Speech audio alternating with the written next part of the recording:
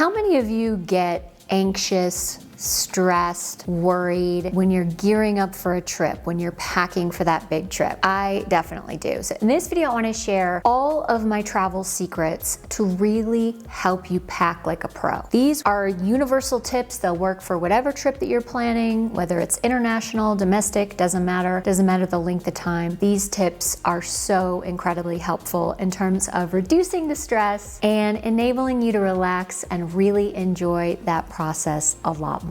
Are you ready? Let's get started. Hi ladies, it's Erin and welcome back to my channel. I have a love-hate relationship with packing. You know, on one hand, I love looking for shopping finds and finding these really special pieces that will stand out and I'll feel really good in on a trip. On the other hand, I put a lot of pressure on myself to pack all of the right things. Truth be told, it doesn't really matter if you forget something. You can always, pretty much anywhere you go, you can buy what you need on the trip. That said, I think there is something to be said for going on your trip and really feeling amazing in your clothes, feeling confident, feeling comfortable, feeling stylish. You know, especially those more glamorous trips like to Europe or wherever you may be going this summer. One quick note before we dive into the packing tips. There's a huge difference between packing in a carry-on and checking bags. Right? Huge difference. These tips will work no matter what you're doing, whether it's the carry-on or the check bags.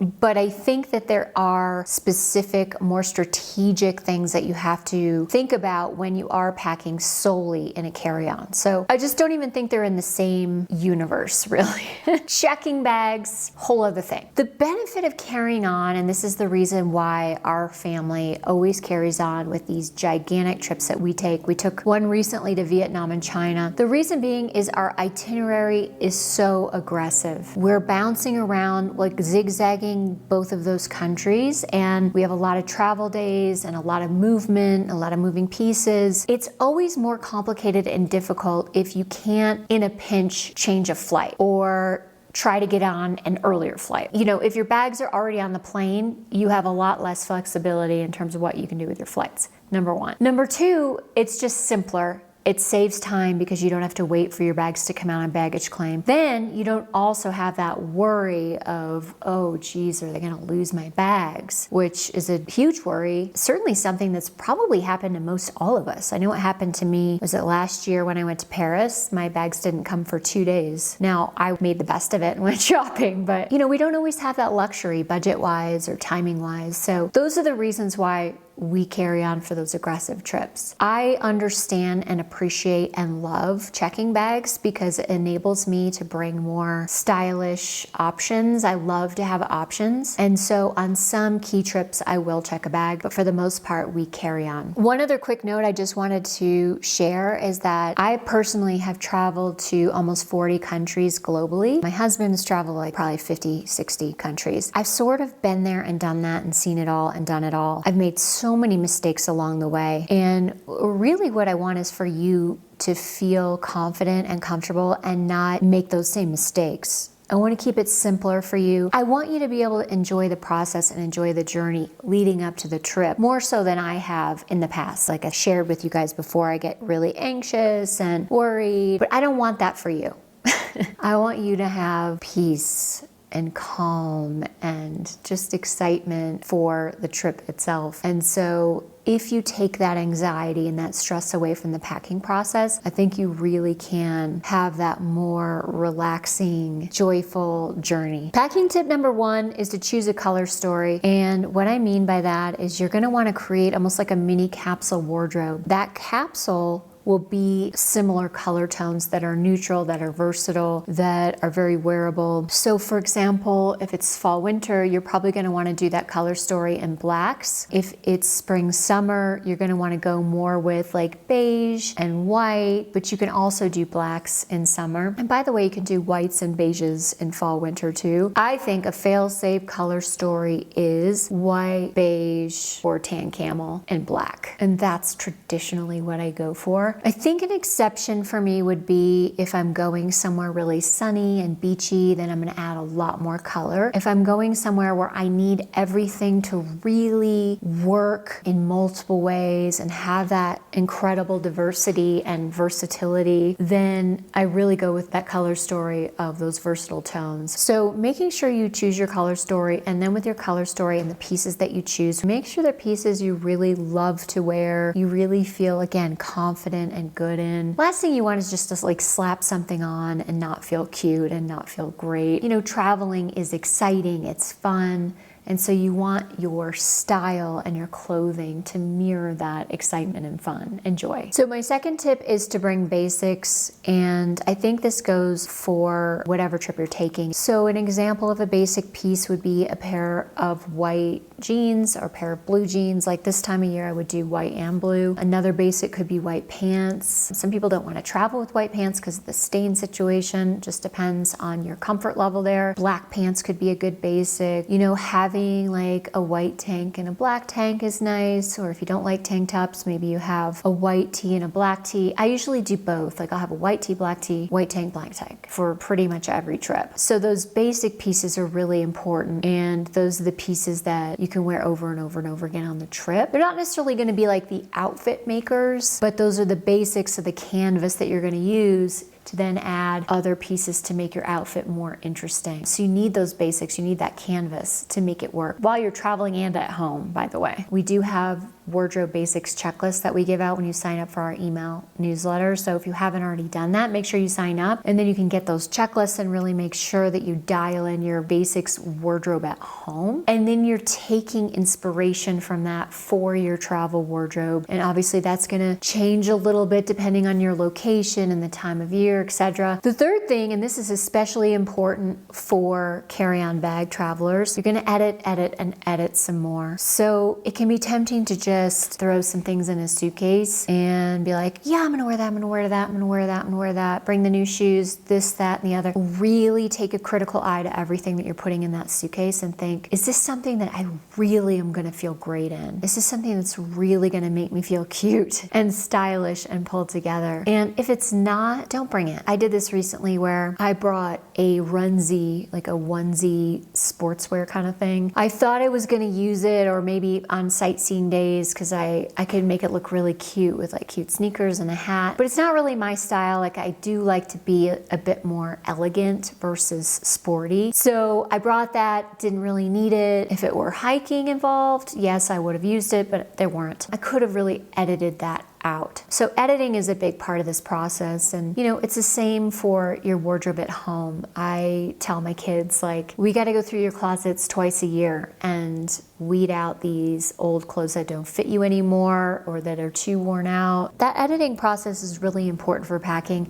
and that's really going to help you avoid overpacking, because the other thing is, if you overpack, even if you're checking a bag, if you're moving around at all, you still have to pack up and move to your other destination. That's kind of a pain if you're overpacking and, you know, shoving things into the suitcase. So making sure that you edit is really important. Compression cubes are amazing. I've tried a lot of things over the years. Like I've done the vacuum packed garment bags that you kind of roll the air out of. They still sell those, and those are great. You can buy those on Amazon. But I think the compression cubes are better, just more practical. All the compression cube is, it's got two zippers. So the first zipper is like the expander zipper, and then once you have your clothes in there, you can zip the second one to really make sure that your clothes shrink down into a smaller, skinnier size. And this really does help quite a bit. So I traditionally, with a carry-on, I'll use 3 compression cubes like this size, and I'll do 2 on one side and 1 on the other. But you can also get different size compression cubes. These are by Base. I do have the Base carry-on suitcase, and I also have the mini weekender, and I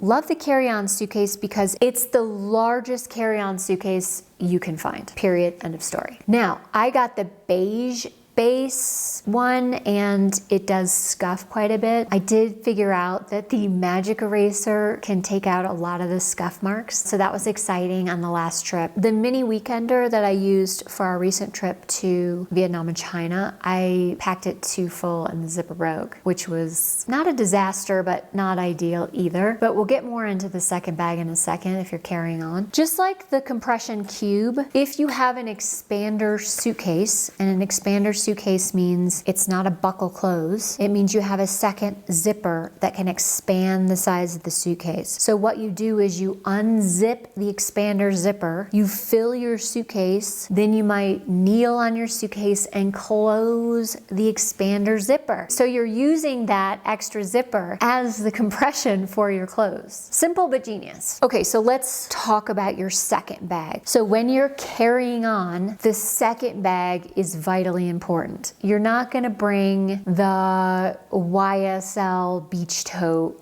on top of your suitcase. It looks really cute. It's not gonna be your second bag. You're not gonna bring the Fendi Sunshine bag that I have as your second bag. Your carry-on second bag has to be a very strategic choice that will hold a crap ton of stuff. The mini weekender that I just mentioned is a great second bag. It's just you cannot fill it as full as I did. So in the second bag, traditionally what I'll do is I will put my toiletries, my tech, just supplements. I have like hormones and supplements and a water bottle and things like that. Those go into the second bag. And this mini weekender holds some shoes on the bottom, which was really cool. The other thing is if you're moving a lot of different places, like if you're going on an aggressive trip where you have a lot of travel days on the trip, I'm not talking about like, oh, I'm going to Florida and I'm renting an Airbnb and I stay put for a whole week. Like you don't really need to worry as much about it then. But if you are going from place to place to place to place to place, then you really want to have a second bag that has the pass-through sleeve. You know, the sleeve that goes over the carry-on handle. Trust me on this. I've done all of the designer cute tote bags on top of my suitcase that you see on Instagram that are so tempting. And I've done the more functional, you know, with the sleeve. It's so much better to have the sleeve because then when you're moving through an airport, you don't have to worry about your top bag falling off the carry-on suitcase, which it can be a nightmare if things fall out, slows you down, you're in a hurry to get to a gate, it slows you down, you're worried about your stuff and your kids' stuff. It's just too much, right? So just take the worry out and make it simpler for yourself and make sure that second bag has the sleeve. Before I move on to the next tip, I just wanted to tell you guys that in addition to those wardrobe basics checklists, when you sign up for our email newsletter, we also do have various packing lists that you can access, you can download and print out for specific types of trips. So we have a Southeast Asia one, I think way back when we did an Iceland one. We have a Europe one, we have a beach vacation one, a lot of different packing lists. Take advantage of those. Those are really carefully thought out packing lists that I think will make it much easier for you as you're packing. All right, for carry-on only, now again, not for check bags, but for carry-on only, 3 pairs of shoes. That's it. Now, my little mini weekender, I could put 2 pairs of shoes in the bottom of my second bag, which was cool. But ordinarily, I would put my 2 pairs of shoes in my suitcase, and then I would wear the 3rd pair of shoes. So traditionally, I wear the heaviest or the biggest pair of shoes. And in the case of like a spring-summer trip, that is traditionally a pair of sneakers. In a fall-winter trip, it's probably a pair of booties or snow boots even, depending on where we're going. Now, if you've got really small feet, you could probably sneak in like a flat pair of sandals if you wanted to as a 4th pair. So I do that sometimes on a spring-summer trip. I'll throw in a pair of flip-flops or a pair of Sam Edelman sandals or whatever. I can get away with that. But I would say for the most part, try to think about keeping it and minimizing it to 3 pairs of shoes. Okay, the next tip is to maximize your space. And what I mean by that is it can be tempting to use all cubes and you want everything to look so beautiful, like the little cube on top of the big cube. You're not gonna get the most use of your carry-on suitcase or your regular suitcase unless you take some items and shove them into the corners and those little places in the suitcase that the cube doesn't reach. And that could even be inside a pair of shoes, inside a handbag, inside the hat. Like you can actually use the socks and the underwear and a pair of jammies and your workout set to preserve the shape and integrity of those things, like your handbag and your hat and your shoes. There is this temptation to be like, oh, I just want everything in its place place and my underwear's in this pocket and my socks are in this pocket. I get it. I'm totally like that too. But in the case of packing in a carry-on suitcase, you have to maximize every single little space in that suitcase. And that means not having that perfect space for your underwear, your socks. Using, those little pieces and putting them into those corners and crevices. So you fully maximized and used that suitcase. One of the things that can take up a lot of room, especially in that second bag, are your toiletries. And this is where things like you think you're doing such a great job and it's so light, it's where things can really get out of control like really quickly. So for me, I do everything travel size. I do a travel size hairbrush. I do travel size skincare. I do travel size makeup. Most of it's travel size. I do a travel size perfume container. Actually, it's like a viral thing that I saw on Instagram that I order from Amazon, and it's amazing. I love it. The next tip is to scrap your hair stuff. There's gonna be some of you who are like, I have to have my hair stuff. No problem. Like you've got really, really curly hair and you need smoothers and you need your diffuser and you need certain tools for your hair. I get it. So what you're probably gonna have to do is compromise a little bit on the toiletry side. Maybe keep it real lean on the skincare side. Maybe you do 2 pairs of shoes instead of 3 pairs of shoes. Like you can kind of make trades and make it work for yourself. For me, I scrap all hair things. I don't bring a curling iron. I don't bring a hair dryer. I don't bring shampoo or conditioner. Pretty much every hotel that you go to that's a decent hotel is gonna have shampoo and conditioner. Most Airbnbs that you stay at nowadays have shampoo and conditioner. Both of those have a hair dryer. You're on a trip and you really want your hair to be wavy. You can use a lot of like dry curl tricks. I just saw one the other day where it's just like a silky sash that's shaped like a tube and you can use that to like curl your hair. The old fashioned like braid your hair and then sleep on it. You can figure out creative ways to make your hair look fab and not bring all those hair care products. But again, if you really do need those, if you have kind of high maintenance hair, then you can make trades in other ways. The next tip is to plan your outfits. And I think this is really important because on certain trips, you have certain activities that you're going to participate in. If you're just going to a beach for a week, like, oh, I'm going to want swimsuits, cover-ups, hat, sunglasses, sandals, sunscreen, and probably multiples of each of those. But maybe you're going on a trip and you're gonna be doing a bike tour or hiking or sightseeing or, going to churches and synagogues and chapels, and you're gonna need like more conservative clothing to tour those sites. Game out what you're gonna wear to those different activities. Game out a couple of daytime outfits. Game out a couple of dinner outfits. Think about, well, if I go to dinner and it's going to be in the 60s, it's kind of chilly. Well, I want to wear this dress. What am I going to wear over the dress if it's chilly? So game that all out. What if it pours down rain? Do you have a rain jacket? For our family, everybody has a North Face rain jacket with a hood that's waterproof, Gore-Tex, and just really lightweight and easy to pack. So that's like a slam dunk for like a rainy hike or a rainy sightseeing day. Trench coats can be really amazing too for rain, but you have to, again, game it out. Like if you're going to Europe and you're just gonna be sightseeing in Europe and you're not doing anything outdoorsy, then probably a trench would be great. But if you're going to Europe and you're doing bike tours and hiking, then you're probably gonna want something a little sportier like the North Face jacket. The last tip I want to highly, highly recommend is to take pictures in the mirror of all of your outfits. This is gonna make it simpler for you to edit. It's also gonna make it simpler for you to look at everything with a really critical eye and say, yeah, I thought this was really cute, but it's actually not. It doesn't photograph well. You're gonna take lots of pictures. You wanna look good in the pictures, right? And then you have a different perspective.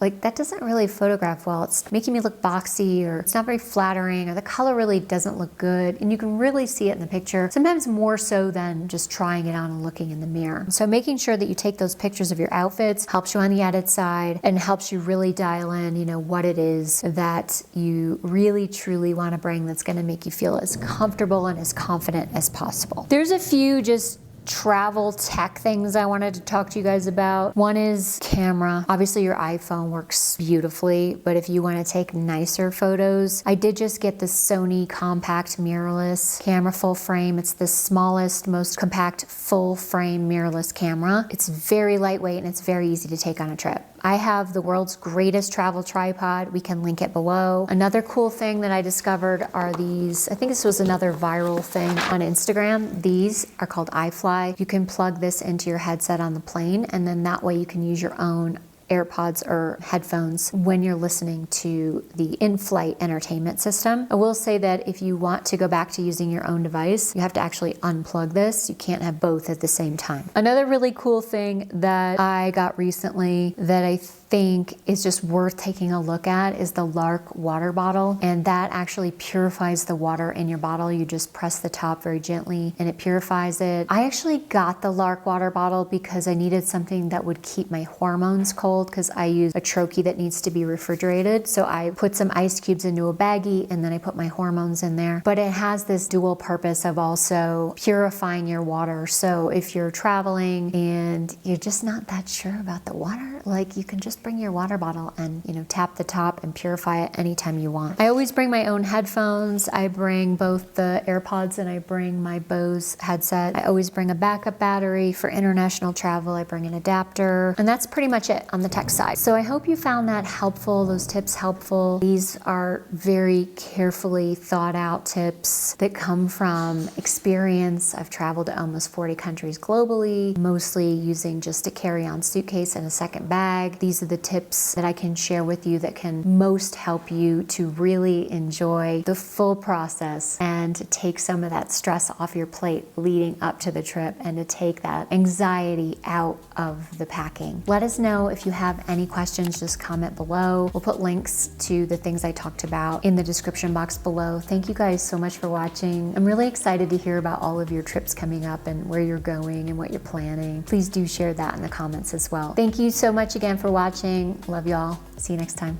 Bye-bye.